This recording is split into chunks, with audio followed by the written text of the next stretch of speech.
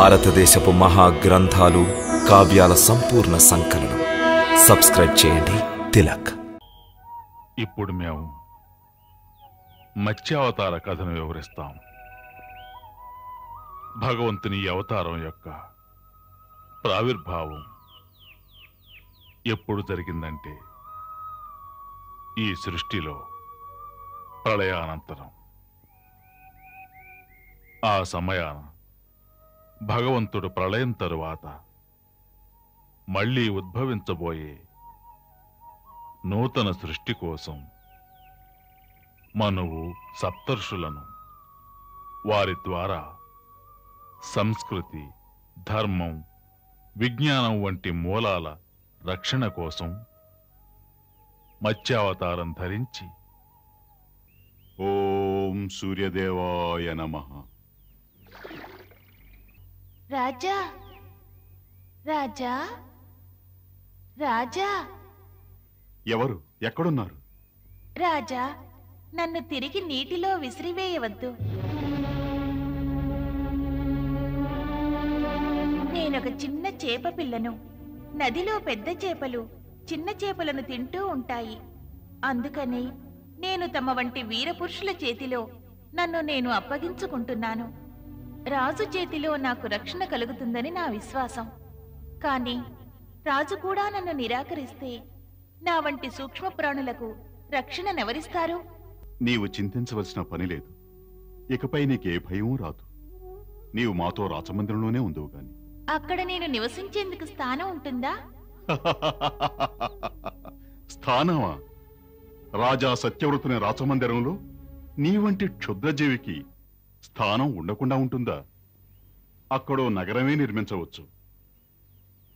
అతడు మాట్లాడే ఆ చేపను క్షుద్రజీవన్నాడు. తన రాజమందిరంలోనే ఒక బంగారు పాత్రలో ఆ చేపను ఉంచటానికి ఏర్పాట్లు చేశాడు.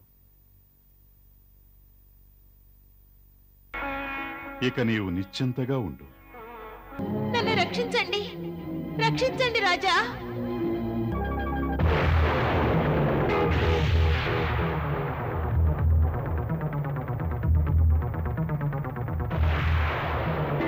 ఏమిటి అద్భుతం! త్రుటిలోనే పాత్రంత పెద్దదానివయ్యా. నాకు విశాలమైన స్థలం ఏర్పాటు చేయండి రాజా. ఆ ప్రకారమే చేద్దాం. భటుడా, ఒక పెద్ద పాత్ర తీసుకురా. ఆజ్ఞ మహారాజా.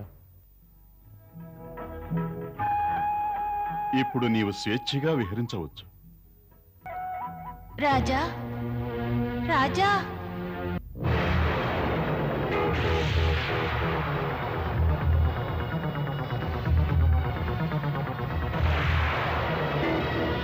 రాజా, ఈ పాత్ర కూడా నాకు సరిపోవడం లేదు.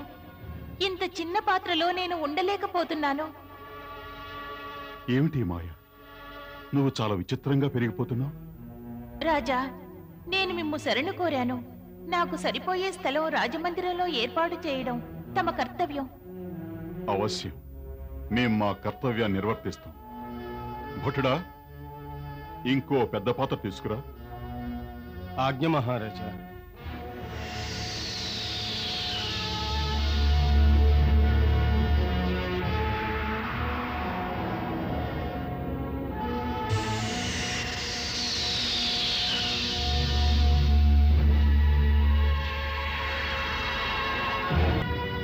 రాజా, ఈ పాత్ర కూడా నాకు సరిపోవడం లేదు.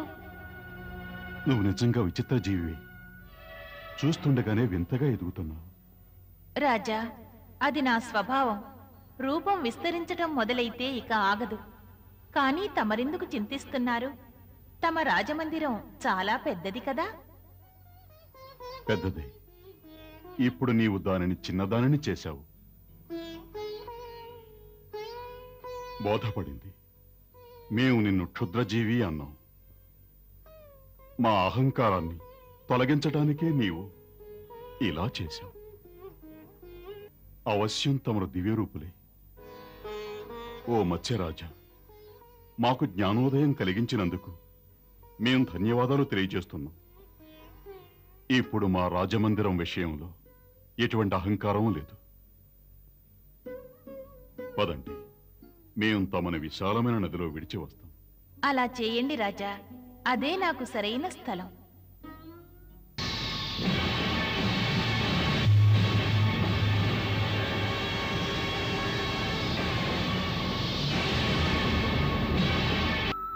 మహాత్మా, తమరు సాధారణ జలచరం మాత్రం కారు.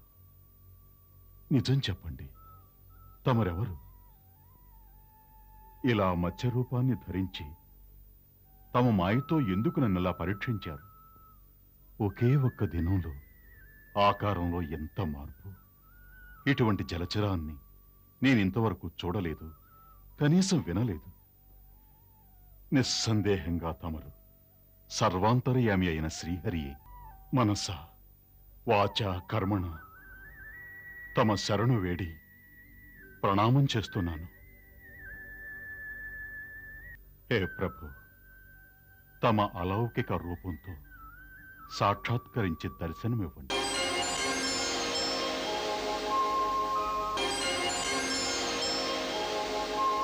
పృథ్వీపైన తమ ఈ అవతారం ఏదో ఒక విశేష పరమార్థ కారణమై ఉంటుంది. తమరు అనుగ్రహించి తమ ఈ దాసునికి ఈ విషయాన్ని తెలియచేయండి.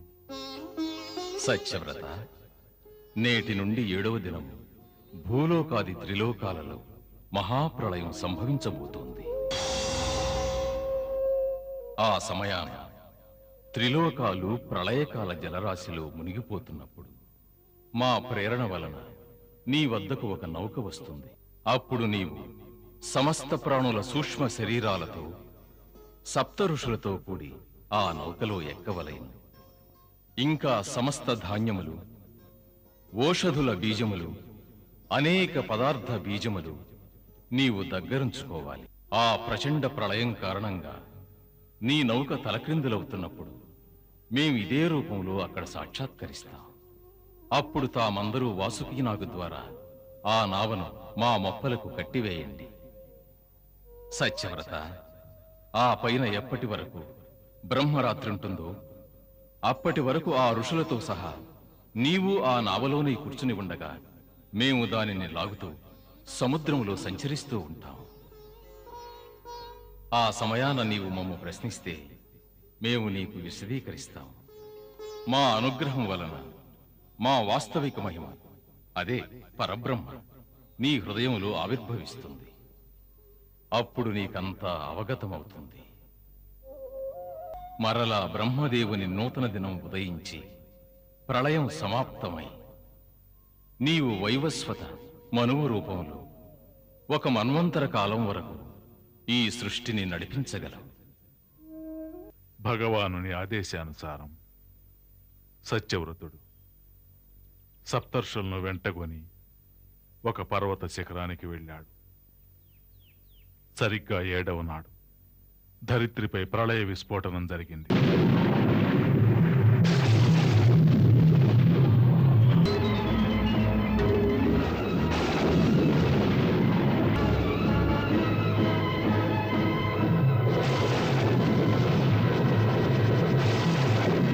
ఏ సప్తఋషులారా, సమస్త వేదాలతో సహా నా వద్ద మానవ సమాజపు బీజం ఉన్నది.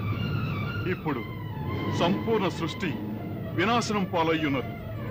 తిరిగి ఎప్పుడు అవకాశం, అనుకూల పరిస్థితులు ఏర్పడతాయో అప్పుడు ఈ సృష్టి బీజాల ద్వారా మనం మన యొక్క జీవన సంస్కృతుల్ని పునఃప్రారంభించాలి. తమరు వచించినది సత్యమే మహారాజా. ఇక మనం అందరం నిశ్చింతగా భగవానులు శ్రీహరిని స్మరించాలి. ఆయనే ఈ సమయంలో మనకు సహకరించగలరని నా నమ్మకం.